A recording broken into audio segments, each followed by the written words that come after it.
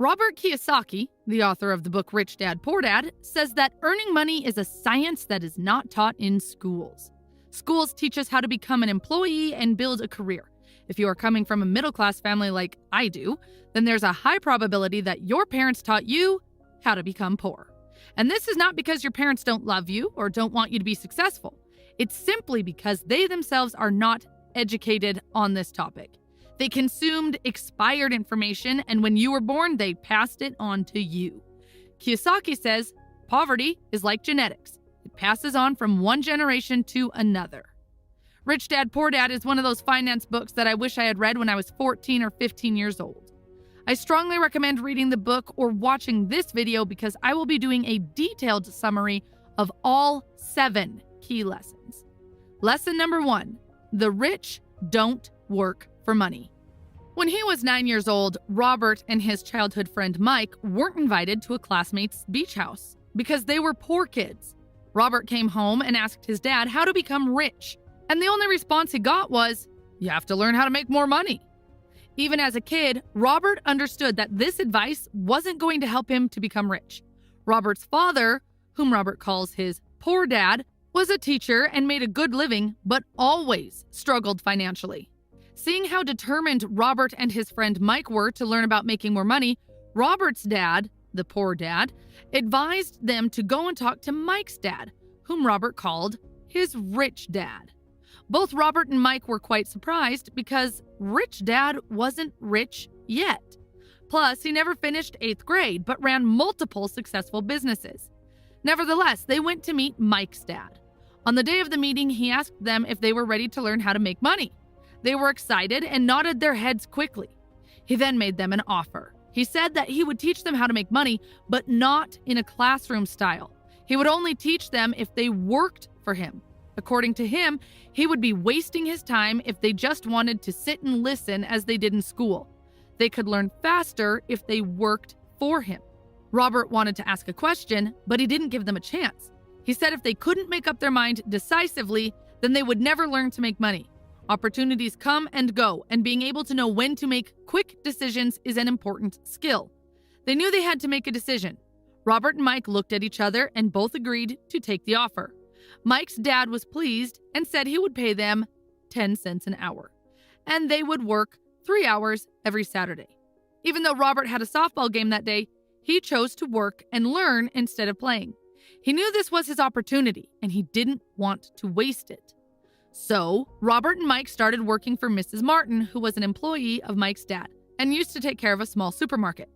They were the kind of stores where people bought essentials like milk, bread, butter, and cigarettes.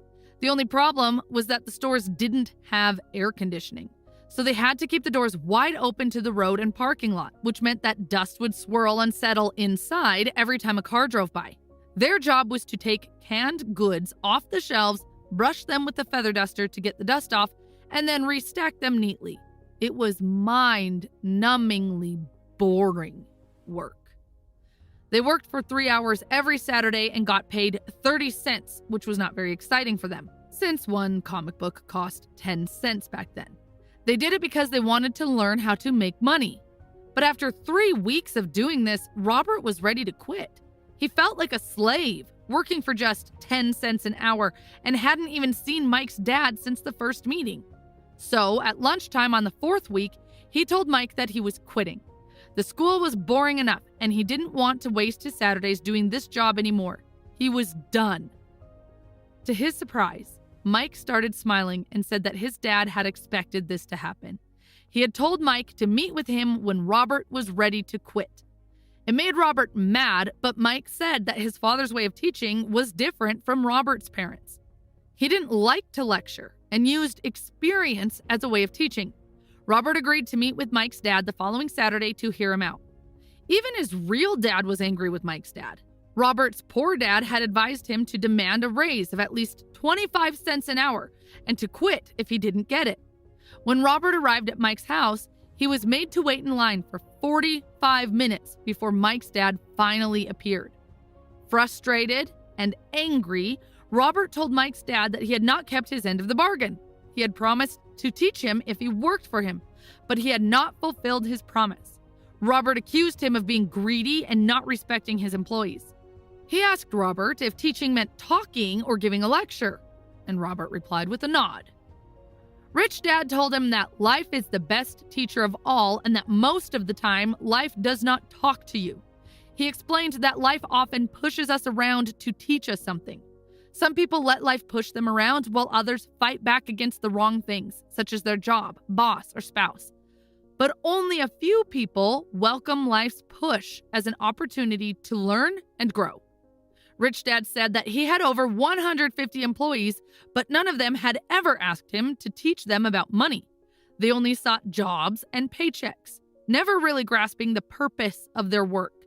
However, when Mike told him that both of them wanted to learn how to make money, Rich Dad decided to create a program that mirrored real-life experiences.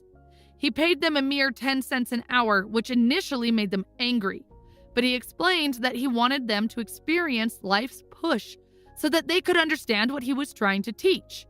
When Rich Dad asked Robert what he had learned from working for such a low wage, he complained about his greed and lack of respect for his workers. He even threatened to quit if his rich dad didn't pay him more or teach him more. Rich Dad explained that most people would do exactly what he was suggesting: quit and look for a higher paying job. However, this usually wouldn't solve their problems.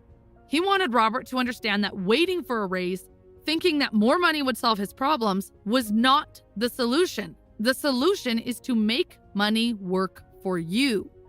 Robert was slowly starting to understand the lesson Rich Dad was trying to teach. Rich Dad asked if Robert still had a passion to learn. When Robert said yes, he told him he was going to stop paying him for the work at the store. Robert was confused. He came for a raise, but now he was going to work for free?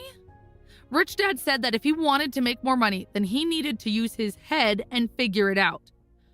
Robert and Mike worked for free for 3 weeks. One day, Mike's dad showed up and took the boys outside for ice cream. Rich Dad asked if they learned anything yet. They said no. The Rich Dad told them they better hurry and start thinking about the lesson that was staring at them. To explain the lesson, he asked the boys to look at Mrs. Martin and the people in the park and think if the life they were living seemed exciting to them. They worked hard for little money their whole lives, clinging to the illusion of job security and looking forward to a 3-week vacation each year and maybe a pension after 45 years of service. Rich Dad said if this kind of life excited them, he would be willing to offer them a raise of 25 cents an hour. Their heartbeats raised, and they knew it would mean so much to them, but still, they said no. Seeing their resistance, Rich Dad raised his offer to $1 an hour, then $2. Each time he raised his offer, Robert's heart started exploding, and his brain was pushing him to take the offer. He knew $2 an hour would have made him the richest kid in the world. He couldn't imagine earning that kind of money. He wanted to say yes. He could picture a new bicycle, a new baseball glove, and the adoration of his friends when he flashed some cash. But somehow his mouth stayed shut. Rich Dad was looking at 2 boys staring back at him, eyes wide open and brains empty. He was testing them, and he knew there was a part of their emotions that wanted to take the deal. He understood that every person has a weak and needy part of their soul that can be bought. And he knew that every individual also had a part of their soul that was resilient and could never be bought. It was only a question of which one was stronger. So he made a final offer of $5 an hour. Suddenly, the boys' expressions changed, and their empty looks changed into calmness. It felt their temptation disappear in the second. They felt the part of their soul that was weak and needy was silenced and taken over by the part that had no price.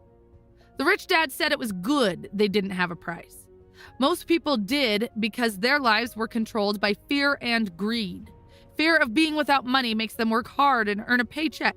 But once they have that money, greed gets them thinking about all the things they could buy, which makes them need more money, which makes them spend more and work more. It's what the Rich Dad called the rat race. Mike asked if there was another way, and Rich Dad said there was, but not many people knew about it. Mike wanted to know what it was, and Rich Dad said they would learn it while working with him for no pay. Mike asked for a hint, and Rich Dad replied that the first step is to tell the truth.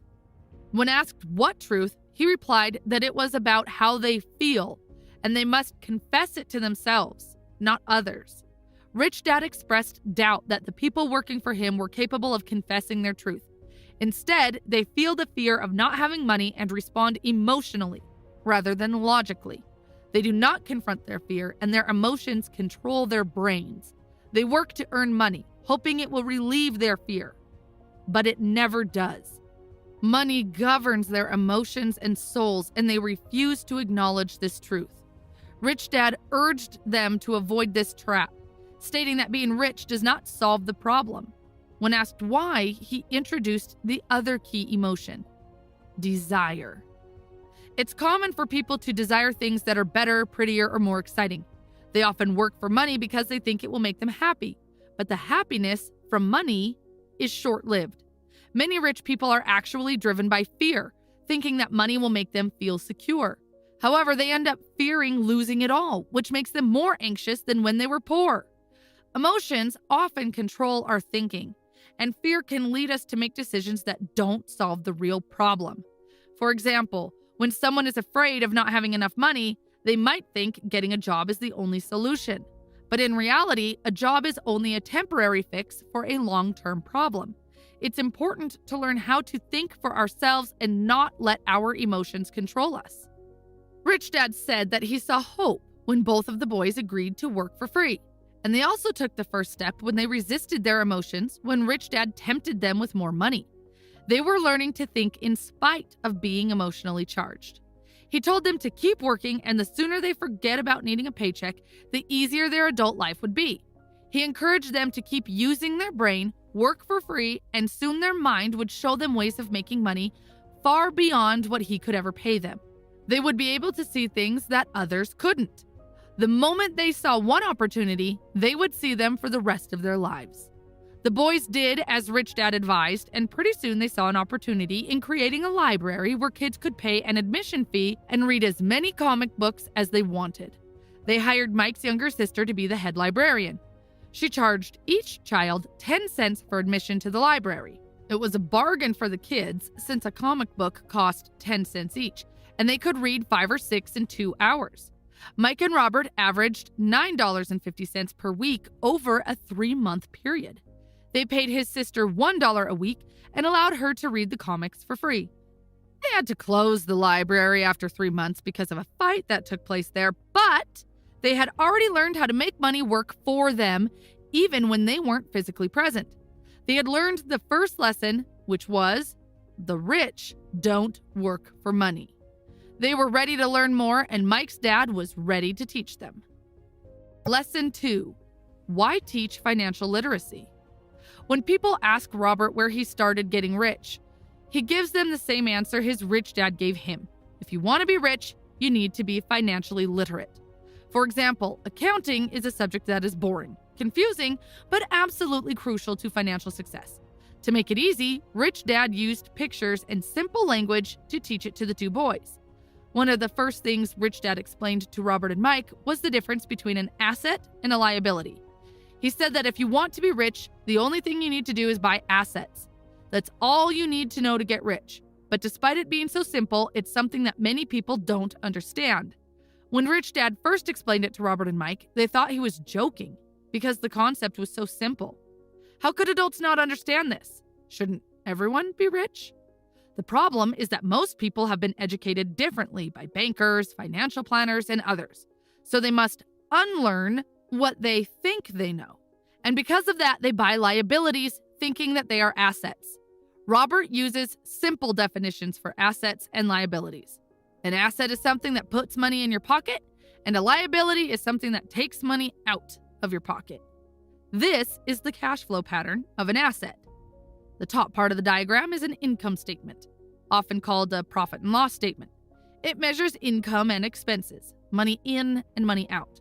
The lower part of the diagram is a balance sheet. It's called that because it's supposed to balance assets against liabilities. Assets add to your income. They put money in your pocket.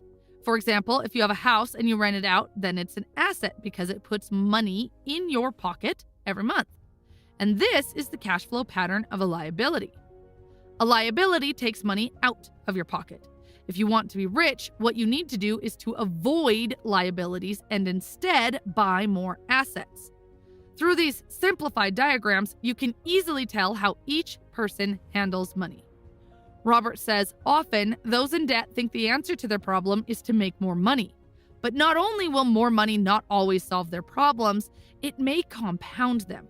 It's why many people who get a sudden windfall through the lottery or an inheritance quickly burn through it. An increase in cash only results in an increase in spending. What is missing for so many people is a financial education. It's why they might still end up successful in their professions, but still struggle with money. They may have learned how to make money, but not how to manage it. People can be very intelligent and still be illiterate when it comes to finances.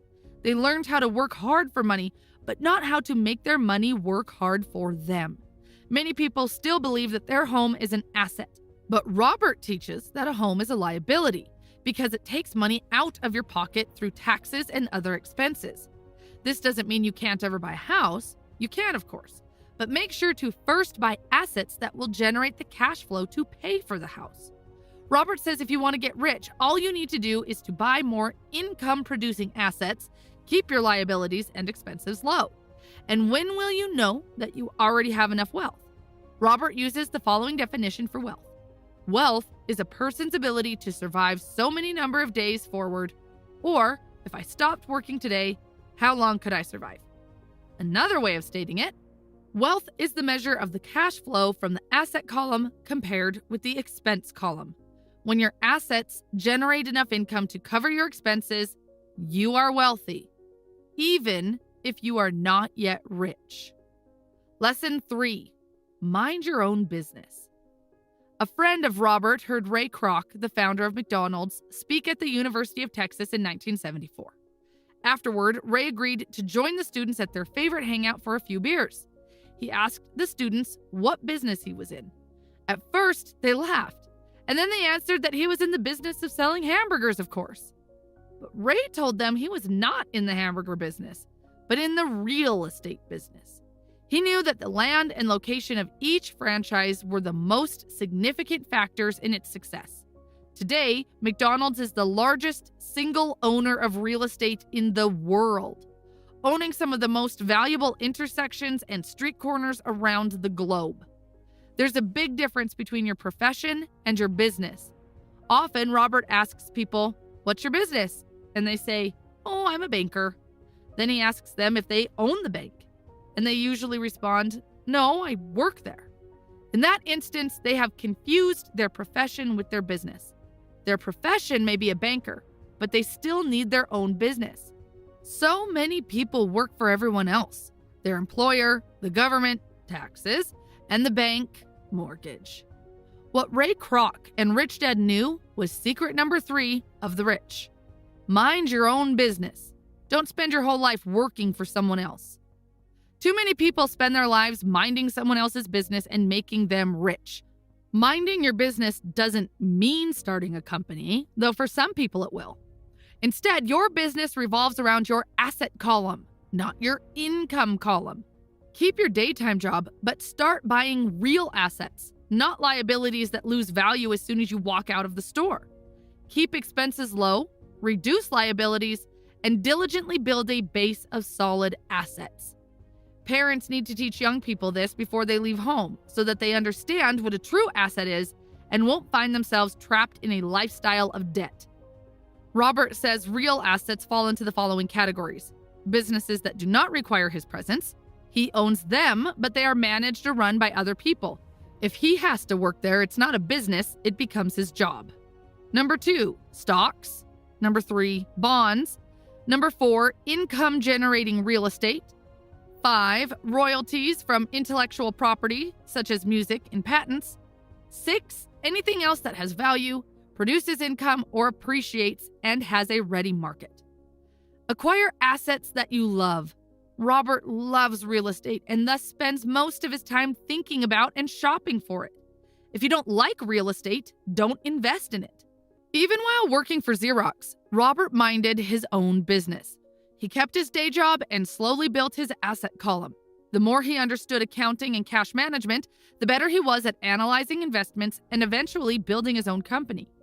He doesn't recommend people start a company unless they really have the desire to. Otherwise, he advises them to keep their day job and mind their business, building and keeping their asset column strong. As cash flow grows, you can indulge in luxuries, but only if the cash flow supports them. Build the asset column and let the income generated by those assets pay for the luxuries. When assets generate enough income to cover luxuries, that's when you can buy them. Lesson 4. The history of taxes and the power of corporations. Many people see Robin Hood as a hero, taking from the rich and giving to the poor. Rich Dad did not share that opinion. He called Robin Hood a crook. Though the popular sentiment is that the rich should pay more in taxes and give to the poor, in reality, it's the middle class that is heavily taxed, especially the educated upper income middle class. To understand how this happens, Robert gives a brief history of taxes. In England and America, originally there were no taxes, only occasional temporary levies to pay for such things as wars. In 1874, England made income tax a permanent levy on its citizens. And in 1913, America made an income tax permanent. These countries were able to get taxes accepted by the majority because they were first levied only against the rich.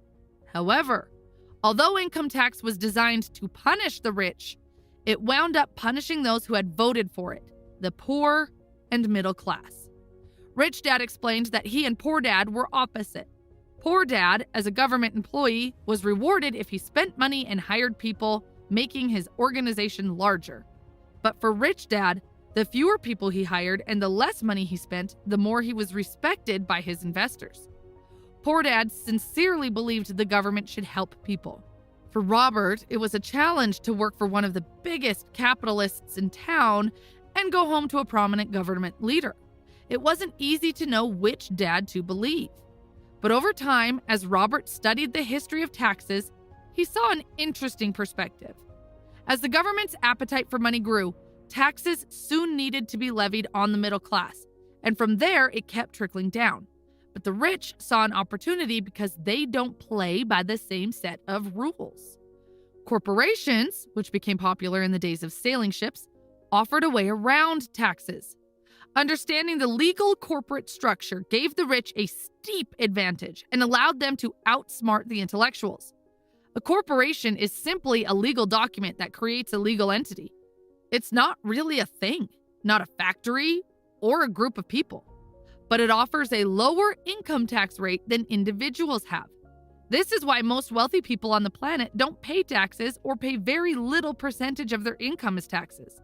Attempts to punish the rich rarely work because the rich find ways to minimize their tax burden. Lesson number 5, the rich invest money. Our mind is the most important asset. If you train it right, millions can be made from a simple idea or an agreement. If you increase your financial intelligence, you will start seeing things that others don't. In other words, you'll start inventing money. For example, in the early 1990s, the economy in Arizona, USA was terrible.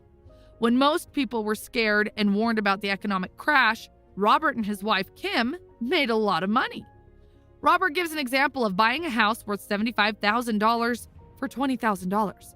They had to put $2,000 down as a down payment, but they didn't have it. So they asked a friend to lend them $2,000 for a $200 fee. The friend agreed, and while the purchase was being processed, Robert ran an ad advertising the same $75,000 house for only $60,000 and required no down payment from the buyers. As soon as the house was legally his, he sold it in minutes, and the $40,000 was created almost out of nothing. Total working time? 5 hours. What this simplified example illustrates is how ideas can create hundreds of thousands of dollars if you improve your financial intelligence and see what others miss. Robert says, markets go up and down and investments come and go. The world is always handing you opportunities of a lifetime. You simply need to be able to see them. The more you develop your financial intelligence, which takes time, the more opportunities will be offered to you. There are many changes ahead in our world, and developing your financial IQ allows you to see that future of change through the lens of excitement, not dread. You'll see the opportunities and act on them, as opposed to those who allow their fear to keep them on the sideline, watching others move boldly forward. For example, land was wealth 300 years ago. Later, wealth was in factories and production. Today, wealth is in information. But information flies around the world at the speed of light, and this process will be faster and more dramatic as time passes. Lesson 6. Work to learn, don't work for money. Robert was interviewed a few years ago in Singapore by a journalist who, over the course of their conversation, revealed that she wanted to become a best-selling author like him. But her novels, which everyone said were excellent, never sold. Robert suggested that she take a course in sales training. That offended the reporter, who said she had a master's in English literature and didn't see how learning to sell would help her. In fact, she hated salespeople. When Robert pointed out that he was a best-selling author, not a best-writing author, she replied that she would never step so low and learn to sell, and left the interview. There are talented people all around us who struggle financially, just like that reporter. In the words of one business consultant, they are one skill away from greatness. When it comes to money, the only skill most people know is to work hard. If that reporter took some courses in sales, then got a job at an advertising agency, she would learn a lot about sales, and then she could use that knowledge to sell more novels. When Robert came out with his first book, If You Want to Be Rich and Happy, Don't Go to School, a publisher suggested he change the title to The Economics of Education. But Robert knew that such a title wouldn't sell. Even though he is pro-education, he chose a title that was controversial because he knew it would get him on more TV and radio shows. And it worked. Rich Dad encouraged Robert to learn a little about a lot. That's why Robert and his friend Mike had worked so many jobs growing up, to gain a variety of experiences. Most people work hard to get a secure job, focusing on pay and benefits in the short term. What they should do is seek work that will teach them the skills they'll need. Robert recommends a long-term view. Instead of simply working for money and security, take a second job to learn a second skill. Many will resist this because they aren't ready for change. But it's like going to the gym. You might have to talk yourself into starting, but you'll be so glad you did when the workout is over. Poor Dad wanted Robert to become specialized, even though that didn't work out well in his own life. He never understood that the more specialized you become, the more you are trapped and dependent on that specialty. Rich Dad, on the other hand, encouraged Mike and Robert to groom themselves and learn about a lot of different areas of business. According to Robert, the main skills needed for success are 1. Management of cash flow, 2. Management of systems, and 3. Management of people.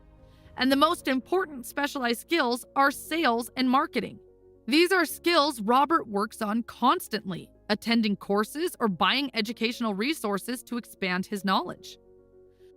Lesson 7. Overcoming obstacles. The 4 main reasons financially literate people may still not develop abundant cash flow are 1. Fear, 2. Cynicism, 3. Laziness, and 4. Bad habits. Let's look at each of them. Overcoming fear. No one likes to lose money. The only people who have never lost money investing are those who haven't done it. Everyone has the fear of losing money. The difference is how you handle fear and losing. The primary difference between a rich person and a poor person is how they manage that fear. Robert says, I have never met a rich person who hasn't lost money, but they don't let the fear of that take them out of the game. Most people play not to lose when they need to be playing to win. And that's why so many people struggle financially. They might have a safe, sensible, and balanced portfolio, but it's not a winning portfolio. They're playing not to lose. For example, a balanced portfolio isn't a bad thing, but it's not going to help you win big. It's not how successful investors play the game. You must be a little unbalanced in the beginning and put your eggs in a few baskets and focus on them. Overcoming cynicism. Whether it's our own self-doubt or the doubts of other people in our lives, often we allow that doubt to keep us from acting. We play it safe and opportunities pass us by. Robert shares the example of a friend who was about to buy an investment property for a great price but backed out at the last minute when a neighbor, who wasn't an investor, told him it was a bad deal. Had he stayed in it, he would have doubled his investment and started to get out of the rat race. Doubts and cynicism keep most people poor. Rich Dad liked to say, cynics criticize and winners analyze. Winners keep their eyes open and see opportunities everyone else missed. For example, real estate is a powerful investment tool for anyone seeking financial independence. Yet every time Robert mentions real estate as a vehicle, he often hears, I don't want to fix toilets, or I don't want to deal with problematic tenants. They focus on toilets, and it keeps them poor. Overcoming laziness. What's the cure to laziness? A little greed. That can be hard to hear because so many of us were raised to see greed or desire as a bad thing. Rather than saying, I can't afford it, change your mindset to, how can I afford it? That opens the brain and forces it to think of solutions. I can't afford it is a lie. The human spirit knows it can do anything. By saying you can't do something, you're creating a conflict between your spirit and your lazy mind. How can I afford it creates a stronger mind and a dynamic spirit. Without that little greed, the desire to have something better wouldn't be possible. Our world progresses because we all desire a better life. New inventions are made because we desire something better. We go to school and study hard because we want something better. Too much greed is bad, but a little can motivate you. Overcoming bad habits. To be successful, you must develop successful habits. Poor Dad always paid everyone else first and himself last, but he rarely had any left over. This was his habit. On the contrary, Rich Dad always paid himself first, even if he was short of money. He knew that creditors and the government would complain if he didn't pay them. This motivated Rich Dad to seek other forms of income to pay them. If he paid himself last, he wouldn't feel that kind of productive pressure. Forcing himself to think about how to come up with the extra income to pay the creditors made him stronger. This is it for this video. I've summarized several other books from Robert Kiyosaki. If you are interested, then check out the playlist you see on your screen. Thanks for watching.